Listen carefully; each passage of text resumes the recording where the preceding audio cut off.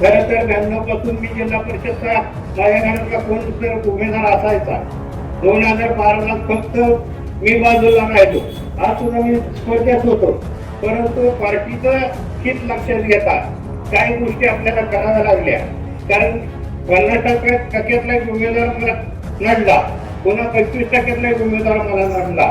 जरी नडला असला तर आपण मी चर्चा करून त्याच्यावर सोल्युशन काढलेला.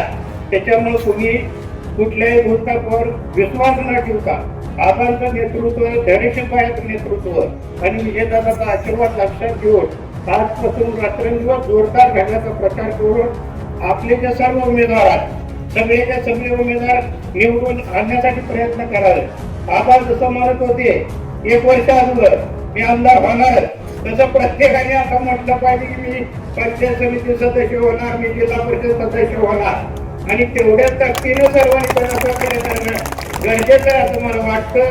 कारण आपला विठ्ठल सहकारी साखर कारखाना हे आपल्या शेतकऱ्याचं फार मोठं खळं आहे आणि त्या खळ्याला राखण जशा उद्भवणार होते तसं अभिजित आबा राखणदार आहेत आणि ती राखणदारची भूमिका आपण अतिशय चांगल्या पद्धतीनं पार पडतायत. आपल्या शेतकऱ्याच्या हिताचा विचार ते अतिशय चांगल्या पद्धतीनं पार पडतायत. आपल्याला कुठल्याही प्रकारची नुकसान भरपाई मागच्या वर्षाच्या काळात मिळाली नव्हती, परंतु आपल्या पंढरपूर तालुक्याला पूर्णपणे नुकसान भरपाई आपण मिळवून दिली.